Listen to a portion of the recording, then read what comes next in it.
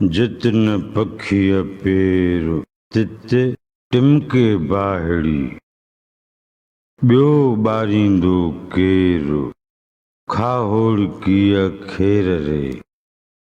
हवालो शाह जो रिसालो सुर खाहोड़ी दास्तान ॿियूं बैत ॾहूं नवनि लफ़्ज़नि जी माना बैत जा उहे लफ़्ज़ जेके माना ऐं मफ़हूम जे लिहाज़ खां नवां हुजनि। बाहिड़ी माना बाहि रे माना खां सवाइ खाहोड़की माना खाहोड़नि जे नस्ल जी खेर माना जमायत कतार नस्ल। हिन बैत जे सिटुनि ऐं मिसरनि जी सादी सम्झाणी। जितन पखीअ पेर तित टिमके बाहिड़ी जिते कंहिं पखीअ जो बि पेर कोन्हे उते बाहि थी ॿरे। ॿियो ॿारींदो केरु खाहोड़कीअ खेर रे।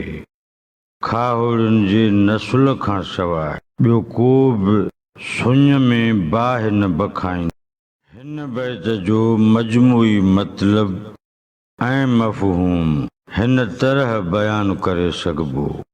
जितन पखीअ पेर तित टिमके बाहिड़ी ॿियो ॿारींदो केरु खाहोड़कीअ खेर रे। हिकु इलाइक़ो आहे जिते रुॻी रुञ ऐं सरासर सुञ आहे। उन जो मिसाल हीअं वठी सघिजे थो त ॿिया जानवर त ठहियो पर पखी पिणु अन्न दाणू कणू चुगण लाइ उन इलाइक़े जी एराज़ीअ में नथा लहनि। लतीफ़ साईं चवे थो त जंहिं जुई जॻह जाइ में कंहिं पखीअ जे पेर जो निशान बि नाहे उते के बाहि ॿारियो वेठा आहिनि यानी उते चुल्ह ॿरे थी रध पचाव थी रहियो आहे। अहिड़े औखे अहिंजे इलाइक़े में बि के रहनि पिया। भला इहे केर थी सघनि था जेके सफ़ा थर बर में रंग रचायो वेठा आहिनि।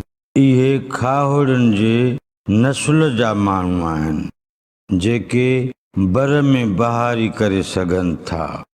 ॿिए कंहिं ॼम जे ॼायलनि में एॾो हौसलो हुनुर नथो थी सघे।